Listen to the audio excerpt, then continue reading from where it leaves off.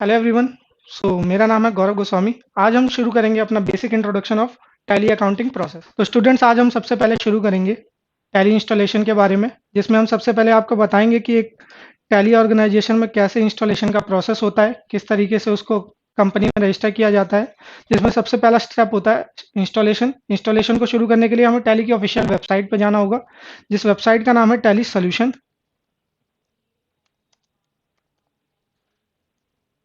तो यहाँ पे आप टैली सोल्यूशन पे क्लिक करेंगे। क्लिक करते ही आपको यहाँ पे एक डाउनलोड का ऑप्शन दिखेगा। तो आप डाउनलोड के ऑप्शन पे जाएंगे। सबसे पहले डाउनलोड के ऑप्शन पे जाने के बाद यहाँ पे कुछ बेसिक स्पेसिफिकेशंस होती है जो कि आपको टैली के लिए रिक्वायर्ड होती हैं, जिसके लिए आपका कंप्यूटर जो होना चाहिए उसमें बेसिक स्पेसिफिकेशन होनी चाहिए 4 GB रैम। मिनिमम उसका जो प्रोसेसर होना चाहिए वो 64 बिट का होना चाहिए। और उसके साथ साथ इसके लिए विंडोज 7 एटलीस्ट रिक्वायर्ड होती है, जो कि आपको अपने सिस्टम में चेक करना होगा, जिसके लिए आप माई कंप्यूटर्स में जाके अपनी माई प्रॉपर्टी में चेक कर सकते हैं। यहाँ पे हम सबसे पहले जाएंगे डाउनलोड सेक्शन पे और इसको डाउनलोड कर लेंगे। ये लगभग 42 MB के करीब का सॉफ्टवेयर होता है। ये जो सॉफ्टवेयर है ये लगभग 42 MB का है। और इसमें दो वर्जन आते हैं, जिसमें पहला वर्जन है हमारा जो ट्रायल मोड होता है। Trial mode in the sense ये एजुकेशन पर्पस के लिए यूज़ किया जाता है। और जो हमारा दूसरा मोड होता है वो हमारा बेसिकली जो कहलाता है उसे हम कहते हैं पेड वर्जन, जिसे हम एप्लीकेशन मोड भी कहते हैं। तो हम इसको इंस्टॉल कर लेंगे। हमारा इंस्टॉलेशन प्रोसेस ऑलमोस्ट कंप्लीट होने वाला है। इसको ओपन करके इंस्टॉल कर लेंगे। इंस्टॉल करने में ये लगभग 1-2 मिनट लेगा। तो तब तक हम थोड़ा सा टैली के बारे में जान लेते हैं। टैली 2 से 3 तरीके के सॉफ्टवेयर्स में डील करता है, जिसमें सबसे पहला सॉफ्टवेयर होता है जिसे कहते हैं हम प्रिंसिपल सॉफ्टवेयर। किसी भी जो ऑर्गेनाइजेशन में उसका जो मेन सॉफ्टवेयर होता है, जिसके सॉफ्टवेयर के थ्रू बाकी सारे सॉफ्टवेयर्स वर्क करते हैं, उसे कहते हैं प्रिंसिपल सॉफ्टवेयर। और जो उसके रिमोट सॉफ्टवेयर्स होते हैं, remote softwares in the sense जब भी कोई मेन सॉफ्टवेयर काम करता है तो उसके साथ हमें बहुत सारे रिमोट सॉफ्टवेयर्स लगाने पड़ते हैं, क्योंकि एक मेन सॉफ्टवेयर एक बेसिक सर्वर से काम करता है, जिसका आप सर्वर समझ सकते हैं एक सीपीयू। अगर हम बहुत सारे सॉफ्टवेयर्स लगाते हैं तो उससे सभी सॉफ्टवेयर का सीपीयू चेंज हो जाता है। तो इस प्रॉब्लम को डील करने के लिए बड़ी बड़ी कंपनीज करती हैं, वो अपने रिमोट सॉफ्टवेयर को इंक्लूड करती हैं। रिमोट सॉफ्टवेयर इंटरनेट के थ्रू डेटाबेस से कनेक्ट करता है और आपके मेन सॉफ्टवेयर की कॉपीज बनाता है। जैसे आपने अमेजोन को यूज किया होगा, तो एक ही टाइम पे बहुत सारे लोग सेम वेबसाइट को यूज कर पाते हैं। उसका मेन प्रोसेस होता है रिमोट सॉफ्टवेयर। तो उसी प्रोसेस पे ये काम करता है। हमारा ये इंस्टॉलेशन कंप्लीट हो गया। अब इसको यस कर देंगे और हमारा इंस्टॉलेशन होना शुरू हो जाएगा। इंस्टॉल होने में लगभग 1-2 मिनट लेगा, depend on the your processor किस किस तरीके से काम करता है। इंस्टॉल हो जाएगा। आप यहाँ पे एंटर करेंगे, आपकी सी ड्राइव में ये ऑटोमेटिकली एक फोल्डर क्रिएट करके उसमें इंस्टॉलेशन का प्रोसेस कंप्लीट कर देगा। इंस्टॉलेशन का प्रोसेस कंप्लीट होने के बाद जब आप विंडो को ओपन करेंगे तो आपको 4 तरीके के सॉफ्टवेयर दिखेंगे। उसके बारे में अभी जस्ट बात करते हैं। हमारा इंस्टॉलेशन कंप्लीट हो गया है, तो इसको स्टार्ट टैली प्राइम में ओपन कर लेंगे। ये जो बुक का सॉफ्टवेयर दिखा रहा है ये डिनोट करता है कि ये कंपनी बुक एंड ऑर्गेनाइजेशन में काम करती है। अकाउंटिंग सॉफ्टवेयर को डिनोट कर रहा है। जो इसका रिप्रेजेंटेशन है, सिंबल रिप्रेजेंटेशन, वो दिखा रहा है कि ये किसको रिप्रेजेंट कर रहा है, बुक्स ऑफ अकाउंट्स को। तो यहाँ पे आपको दिखेगा ये अभी जो इससे पहले यूज होता था उसका नाम था टैली प्राइम। और अभी आप यहाँ पे देख पा रहे होंगे टैली एडिट लोगो यूज किया गया है। तो टैली एडिट लोगो यहाँ पे ये बता रहा है कि अब इसमें जो लोगो है उसको भी आप चेंज कर सकते हैं। इससे पहले जो टैली था, टैली अपने लोगोस को चेंज करने का ऑप्शन आपको अवेलेबल नहीं करता था, बट अब आप अपनी कंपनी के हिसाब से अपने टैली का लोगो चेंज कर सकते हैं। यहाँ पे आप एक्सेप्ट करेंगे सभी कंडीशंस को।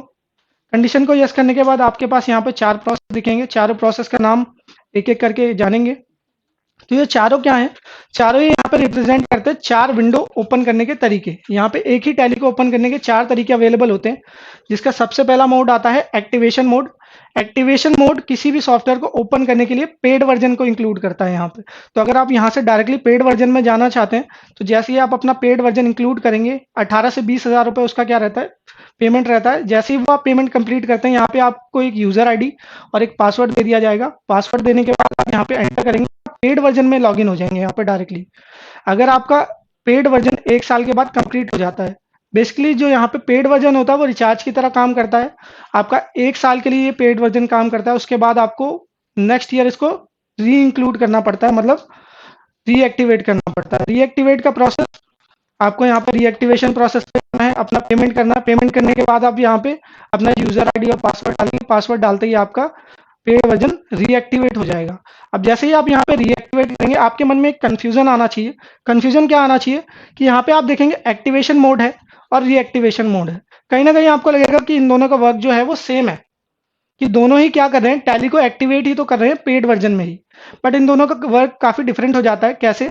जब आप किसी चीज़ को एक्टिवेट करते हैं तो एक्टिवेट का मतलब होता है कि start from the beginning, but जब आप किसी चीज़ को रीएक्टिवेट करते हैं तो वहाँ पे उसका मतलब होता है स्टार्ट फ्रॉम द पॉज। तो फर्स्ट ईयर के लिए आपको सिर्फ जो यहाँ पे यूज़ करना है उसका मतलब होगा एक्टिवेट, और फॉर नेक्स्ट जितने भी ईयर्स होंगे उसमें आप यूज़ करेंगे बटन रीएक्टिवेट। अगर आप किसी भी गलती से यहाँ पे क्या कर देते हैं, एक्टिवेट कर देते हैं, तो वो जो डेटा होगा फर्स्ट ईयर का वो मिसिंग हो जाएगा और नेक्स्ट ईयर में एज अ न्यू कंपनी के रूप में वो रीस्टार्ट हो जाएगा। तो इसमें कोशिश करेंगे हमेशा आपको रीएक्टिवेट का वर्जन ही लेना है। थर्ड वर्जन जो यहाँ पे आता है उसका नाम है use remote software. Remote software इसके नाम से ही पता चल रहा है, जो पेड वर्जन होता है उसके जो रिमोट सॉफ्टवेयर्स होते हैं उसके लिए रिमोट सॉफ्टवेयर यूज किया जाता है। और लास्ट वाला वर्जन जो आता है आपका उसे हम कहते हैं trial mode. Trial mode in the sense education mode. तो जब आप यहाँ पे एजुकेशन मोड में ओपन करेंगे, एजुकेशन मोड में एंटर करने के बाद सबसे पहले ये आपसे पूछेगा क्या आपको एक कंपनी क्रिएट करनी है। तो किसी भी ऑर्गेनाइजेशन का सबसे पहला काम होता है जब आप कोई कंपनी शुरू करते हैं तो उसका रजिस्ट्रेशन करना। तो सॉफ्टवेयर में आज हम सबसे पहले रजिस्ट्रेशन सीखेंगे कि किसी कंपनी का रजिस्ट्रेशन कैसे करना होता है। इसके लिए आपको जैसे आपने एक्सेल वगैरह किया होगा, Excel, PowerPoint, WordPad, उन सभी में आपने क्या देखा है, एक फ्लॉ होता है उनमें। क्या फ्लो होता है कि आप जब उसमें काम करते हैं तो काम करने के बाद आप डेटा को सेव करते हैं। इसी काम में जो टैली होता है वो वन स्टेप अहेड रहता है। इसमें जो प्रोसेस होता है काम करने से पहले ही आप डेटा की डायरेक्टरी बता देते हैं और जो सॉफ्टवेयर होता है वो ऑटोमेटिकली ही डेटा को क्या करने लगता है, सेव करने लगता है। इसके लिए हमें एक फोल्डर डिजाइन करना पड़ेगा। इसके लिए हम अपने माई कंप्यूटर्स पे जाएंगे। माई कंप्यूटर पर जाने के बाद हम अपने ड्राइव्स पे जाएंगे। तो हमारे पास जो ड्राइव अवेलेबल होगी उस ड्राइव में जाएंगे, होम पे जाते हैं। तो यूजुअली आप जो ड्राइव देखेंगे आपके पास 2 से 3 ड्राइव होती है। सबसे पहले आप जो अपना डेटा रखेंगे, डेटा हमेशा डी ड्राइव में ही रखेंगे। डी ड्राइव में रखने का सबसे पहला जो मेन रीजन होता है कि जो आप जितने भी अपने सॉफ्टवेयर इंस्टॉलेशन करते हैं या कुछ भी डाउनलोडिंग करते हैं वो सारा प्रोसेस सी ड्राइव में आता है। और जब भी इंस्टॉलेशन का प्रोसेस या डाउनलोडिंग का प्रोसेस सी ड्राइव में आता है तो उसके साथ साथ उसमें वायरसेस आने के भी चांसेस रहते हैं फॉर द सॉफ्टवेयर। तो इसके लिए आप ध्यान रखेंगे कि अपना सारा डेटा आप हमेशा डी ड्राइव में रखेंगे। तो इससे जब आपकी विंडो कभी क्रैश होगी, सी ड्राइव में होती है जो कि विंडो, तो आपका जो डेटा होगा वो सिक्योर रहेगा। जो कंपनीज होती हैं, कंपनीज अपना डेटा 2 से 3 तरीके से रखती हैं, जिसमें सबसे पहला प्रोसेस होता है एक कंपनी अपना डेटा डी ड्राइव में रखती है। सेकंड प्रोसेस होता है वो कंपनी अपना डेटा पेन ड्राइव में रखती है। थर्ड प्रोसेस होता है कि क्लाउड वर्जन में रखा जाता है।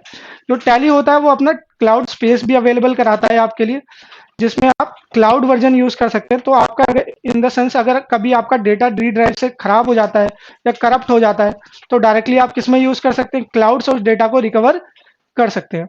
तो एक कंपनी यूजुअली अपना डेटा 3 या 4 तरीके से रखती है और 3 या 4 जगहों पे रखती है ताकि उसका जो डेटा है वो सिक्योर रहे। इसके लिए हम यहाँ पे एक फोल्डर बनाएंगे, बेसिक क्रिएट कर लेंगे एक फोल्डर को, और यहाँ पे टैली के नाम से मैं यहाँ पे एक फोल्डर बना लेता हूँ आपके लिए। उसके बाद हम अपने माई पीसी पे आएंगे और टैली पे आ जाएंगे। यहाँ पे आपको कंपनी डेटा पाथ दिख रहा होगा। पाथ का मतलब यहाँ पे है रास्ते से, कि आपको क्या बनाना है, ये जो आपने कंपनी बनाई है उसका पाथ बताना है। तो इसके पाथ बताने के लिए आप इसको माई पीसी में जाएंगे और यहाँ पे आपको एक ऑप्शन दिखेगा जिसका ऑप्शन का नाम है सिलेक्ट फ्रॉम द ड्राइव। तो जैसे कि हमें याद है कि हमने अपना फोल्डर डी ड्राइव में बनाया है और टैली के नाम से बनाया है, तो टैली के नाम से ये जो फोल्डर यहाँ पे दिख रहा है उसको सिलेक्ट कर लेंगे। सिलेक्ट करते ही जो भी डेटा है वो डायरेक्टली अब ट्रांसफरेबल कहाँ पे हो जाएगा, आपके टैली सॉफ्टवेयर में ट्रांसफरेबल हो जाएगा। अब यहाँ पे हम एक कंपनी का नाम बनाते हैं। जैसे मैंने यहाँ पे एक कंपनी बनाई है जीएसटी प्राइवेट लिमिटेड के नाम से। उसके बाद यहाँ पे मेलिंग एड्रेस में भी सेम कंपनी का नाम रहेगा। मेलिंग एड्रेस यहाँ पे जीमेल आईडी को डिनोट नहीं कर रहा है, मेलिंग एड्रेस बता रहा है। यहाँ पे जब आप कंपनी में किसी पार्टी को मेल करेंगे तो ईमेल एड्रेस के अलावा जो नेम आएगा वो यही नेम आएगा। तो यहाँ पे आप मेलिंग एड्रेस में डाल देंगे। उसके बाद आप यहाँ पे एक क्या डाल देंगे, एक बेसिक एड्रेस डाल देंगे जो कि कंपनी का एड्रेस अवेलेबल होगा। मैंने एक बेसिक एड्रेस यहाँ पे डाल दिया। उसके आप यहाँ पे डालेंगे स्टेट। स्टेट रिप्रेजेंट कर रहा होगा जिसकी जो उसकी मेन सेंट्रल ऑफ लोकेशन है। हो सकता है कि इसके जो स्टोर्स हों वो काफ़ी सारे सेंटर पे हों, तो उसका जो मेन या इनिशियल स्टोर होगा उसी का यहाँ पे लोकेशन डाला जाएगा। उसके बाद यहाँ पे आप नेक्स्ट डालेंगे कंट्री। कंट्री के बाद आप डालेंगे यहाँ पे पिन कोड। पिन कोड जिस भी एरिया में वो कंपनी लोकेटेड होगी उसका पिन कोड डाल देंगे। उसके बाद आप यहाँ पर डालेंगे टेलीफोन नंबर। अगर एक कंपनी का कोई रजिस्टर्ड टेलीफोन नंबर अवेलेबल है तो वो रजिस्टर्ड टेलीफोन नंबर आप डालेंगे। उसके बाद आप इसमें डालेंगे सबसे पहले मोबाइल नंबर, जो भी रजिस्टर्ड मोबाइल नंबर है कंपनी का अवेलेबल। उसके बाद आप यहाँ पे डालेंगे फैक्स। फैक्स क्या होता है बेसिकली? फैक्स एक तरीके का ऑनलाइन प्रिंटर होता है, जो कि आप दो कनेक्टेड एरियाज के लिए फैक्स मशीन यूज करते हैं। यूजुअली कंपनीज अपने जो ऑथेंटिक सोर्सेज होते हैं या फिर कोई ऐसा डेटा जो कि वो किसी थर्ड पार्टी सॉफ्टवेयर में शेयर नहीं कर सकती, उसके लिए वो प्रिंटर्स का यूज करती है। इसलिए आप जब भी गवर्नमेंट ऑर्गेनाइजेशन में जाएंगे तो वहां पे आपको देखने को मिलेगा कि कंपनीज अपना क्या यूज करती है, फैक्स मशीन। तो उस फैक्स मशीन का नंबर डाल देंगे अगर कोई अवेलेबल है। उसके बाद यहाँ पे मेलिंग आईडी डालेंगे। हर एक कंपनी की अपनी एक क्या होती है, रेगुलर मेलिंग आईडी होती है। उसके बाद यहाँ पे वेबसाइट नंबर डालेंगे, अगर कोई वेबसाइट अवेलेबल है तो वेबसाइट डाल देंगे। वेबसाइट डालने के बाद यहाँ पे नेक्स्ट ऑप्शन आ रहा है फाइनेंशियल ईयर का। फाइनेंशियल ईयर यहाँ पे जो आपका कैलेंडर ईयर होता है उससे थोड़ा सा अलग होता है। फाइनेंशियल ईयर रिप्रेजेंट करता है अकाउंटिंग ईयर को। अकाउंटिंग ईयर शुरू होता है 1 अप्रैल से और खत्म होता है नेक्स्ट ईयर के 31 मार्च को। उसके बाद यहाँ पे नेक्स्ट प्रोसेस शुरू होता है जिसका नाम है बुक्स बिगिनिंग फ्रॉम। जब आप किसी नेक्स्ट ईयर में शुरू करते हैं या कोई नया कंपनी शुरू करते हैं तो ज़रूरी नहीं है कि आप 1 अप्रैल से ही कंपनी को शुरू कर रहे होंगे। मान लीजिए आप 1 अक्टूबर को अपनी क्या कर रहे हैं, कंपनी शुरू कर रहे हैं, तो 1 अक्टूबर को जो आपकी कंपनी शुरू हो रही है उस कंपनी का जो बुकिंग एड्रेस होगा, या बुकिंग एड्रेस का मतलब यहाँ पे बिगिनिंग एड्रेस होगा, बिगिनिंग एड्रेस यहाँ पे 1 अक्टूबर होगा। अब 1 अक्टूबर करने के बाद हम इसको सेव कर देंगे तो आपका कंपनी रजिस्ट्रेशन यहाँ पे कंप्लीट हो गया है। कंपनी रजिस्ट्रेशन करने के बाद अब हम यहाँ पे आते हैं नेक्स्ट प्रोसेस जिसका नाम है कंपनी कॉन्फ़िगरेशन। कंपनी कॉन्फ़िगरेशन क्या बताती है? जैसे आप अपना मोबाइल सॉफ्टवेयर यूज़ करते हैं तो मोबाइल में आपने देखा होगा प्ले स्टोर अवेलेबल होता है। तो प्ले स्टोर क्या करता है, आपके मोबाइल में फीचर्स ऐड करता है। तो उन्हीं फीचर्स की तरह टैली में भी फीचर्स अवेलेबल होते हैं। जैसे आप यहाँ पे यस करेंगे तो कुछ अदर फीचर ऑप्शंस यस हो जाएंगे।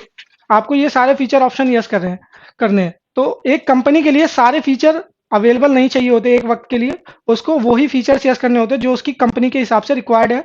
अगर आप सारे ही फीचर्स यहाँ पे यस कर देंगे तो ओवरलोडेड हो जाएगा और काफ़ी सारे ऐसे पॉपअप आएंगे जो आपके लिए रिक्वायर्ड नहीं है, जो कि आपका टाइम वेस्ट करेंगे। तो हम सबसे पहले सीखेंगे कि कौन सी कॉन्फ़िगरेशन हमें यस करनी होती है। जिसमें सबसे पहले हमारी जो कॉन्फ़िगरेशंस आती हैं वो अकाउंट्स की आती हैं। तो जो एक कंपनी काम करती है वो अकाउंट्स में काम करती है। तो सबसे पहला जो यहाँ पे प्रोसेस होता है मेंटेन अकाउंट्स। एक अकाउंट्स को आपको क्या करना होता है, मेंटेन। तो आपका मन में यहाँ पे सवाल आना चाहिए कि आप अकाउंट्स को मेंटेन कब नहीं करते हैं। तो जब आप किसी रिटेल स्टोर पर जाते हैं और रिटेल स्टोर वाला आपको बिल देता है तो यूजुअली बिल में कभी भी आपका नाम मेंशन नहीं होता। तो नाम मेंशन ना करने का यहाँ पे मेन पर्पस होता है कि जो वो मेंटेन करता है वहां पे वो इन्वेंट्री मेंटेन करता है, ना कि अकाउंट्स। तो यहाँ पे आप क्या करते हैं, मेंटेन अकाउंट्स को नो कर देते हैं। अदरवाइज जितनी भी कंपनीज होती है वो मेंटेन अकाउंट्स का ऑप्शन यहाँ पे यस रखती हैं। तो आप यहाँ पे मेंटेन अकाउंट्स के ऑप्शन को यस कर देंगे। नेक्स्ट प्रोसेस आता है bill wise entry. Bill wise entry represent करता है, मान लीजिए कि आप एक ही डेट पे किसी पार्टी से बहुत सारे बिल परचेज करते हैं। तो जब आप बिल को परचेज करेंगे तो हो सकता है कि उनके सीक्वेंस के आने का टाइमिंग चेंज हो सकता है, या आगे या पीछे हो सकता है। तो उसके लिए हम क्या करते हैं, मेंटेन बिल वाइज एंट्री करते हैं। तो बिल वाइज एंट्री इस रूल पे काम करता है जिसका नाम है फर्स्ट इन फर्स्ट आउट, जिसे हम अकाउंट्स की भाषा में फीफो भी कहते हैं। तो उस फीफो को हम यस करते हैं। तो इसके बाद जो भी एंट्री पहले होनी होती है, मतलब जो भी बिल पहले बना होगा उसी बिल की एंट्री हम पहले कर देंगे। तो इसे यहाँ पे यस कर देंगे। बाकी यहाँ पे दो ऑप्शन दिख रहे हैं उसको अभी नो रखेंगे हम और अपने बेसिक फीचर ऑफ कंपनी पे आगे बढ़ेंगे। उसके बाद यहाँ पे नेक्स्ट ऑप्शन आपको दिख रहा है मेंटेन इन्वेंट्री। इन्वेंट्री क्या होता है, एक आपके अकाउंट्स में होता है एक प्रोसेस जिसे कहते हैं स्टॉक, एक प्रोसेस होता है इन्वेंट्री। स्टॉक रिप्रेजेंट करता है उन सारी चीजों को जो कि कंपनी के लिए अवेलेबल है सेल के लिए, और इन्वेंट्री रिप्रेजेंट करता है उन सारी चीजों के लिए जो कि एक कंपनी में अवेलेबल है। स्टॉक एक छोटी फॉर्म होती है, वही कंपनी एक बड़ी फॉर्म हो जाती है जिसमें हम इन्वेंट्री भी कहते हैं। तो हम यहाँ पे जो मेंटेन करते हैं ना ही सिर्फ अपना स्टॉक करते हैं, साथ साथ क्या करते हैं, इन्वेंट्री को भी मेंटेन करते हैं। तो मेंटेन इन्वेंट्री यहाँ पे यस कर देंगे। नेक्स्ट ऑप्शन आपको दिख रहा है integrated account with inventory. Integrated account with inventory जो यहाँ पे बताता है कि अभी तक आपने अकाउंट्स को एक तरफ मेंटेन कर लिया और इन्वेंट्री को भी एक तरफ मेंटेन कर लिया। अब आप क्या करेंगे, इन दोनों प्रोसेस को एक साथ मेंटेन करेंगे ताकि रिजल्ट जो है, जो रिपोर्टिंग है वो बेटर हो पाए। अगर मान लीजिए आपकी कंपनी का ओनर आपसे पूछता है कि इस कंपनी की अकाउंटिंग में इस प्रोसेस से हमने कितने माल खरीदा, इस पार्टी से कितना माल खरीदा, तो उसके लिए आपको इन दोनों को इंटीग्रेट करना होगा ताकि बेटर रिजल्ट आपके पास प्रोवाइड हो पाए। तो आप maintain integrated account with inventory यहाँ पे यस कर देंगे। उसके बाद यहाँ पे बेसिक कॉन्फ़िगरेशन करने के बाद अदर अगर कोई ऑप्शन अवेलेबल यहाँ पे यस दिख रहा है तो उसको हम क्या कर देंगे, नो कर देंगे। जैसे यहाँ पे जीएसटी का ऑप्शन यस था, उसको अभी हमने बेसिक कॉन्फ़िगरेशन में नो कर दिया है क्योंकि हम सिंपल वर्डिंग डिजाइनिंग सीख रहे हैं। इसके बाद आप यहाँ पे आएंगे, आपके सामने यहाँ पे दिखेगा आपको gateway of tally. Gateway of tally represent करता है कि टैली से रिलेटेड जितने भी वर्क्स होंगे वो गेटवे ऑफ टैली पे ही होंगे। तो हमारे जितने भी काम होते हैं वो वाउचर्स में होते हैं। तो स्टूडेंट्स आज जो हमने सीखा है, हमने अपने कंपनी का इंस्टॉलेशन सीखा, साथ ही साथ हमने सीखा कि कैसे एक कंपनी के डेटा को सिक्योर करना होता है, किस तरीके से ड्राइव में उसका डायरेक्टरी सेट करनी होती है। उसके बाद हमने सीखा कंपनी का इंस्टॉलेशन, कंपनी के रजिस्ट्रेशन, रजिस्ट्रेशन के बाद हमने सीखा बेसिक अपनी कॉन्फ़िगरेशन। बेसिक कॉन्फ़िगरेशन रिप्रेजेंट कर रहे हैं यहाँ पे एक कंपनी अगर बिना जीएसटी के काम कर रही है तो किस तरीके से उसका इंस्टॉलेशन होगा। और उसके बाद हमने यहाँ पे बेसिक अपना इंट्रोडक्शन कंप्लीट कर लिया है। इसके बाद जो भी नेक्स्ट प्रोसेस होगा वो हम अपनी नेक्स्ट क्लासेस में कंटिन्यू करेंगे। तो मेरे ख्याल से आपको ये वीडियो थोड़ी सी पसंद आई होगी। अगर पसंद आई है तो वीडियो को लाइक भी करिएगा, सब्सक्राइब करके जाइएगा, और अगर ऐसी इन्फॉर्मेटिव वीडियो आपको देखनी है तो प्लीज़ हमारे चैनल को सब्सक्राइब करके बेल आइकन ज़रूर दबा दीजिए।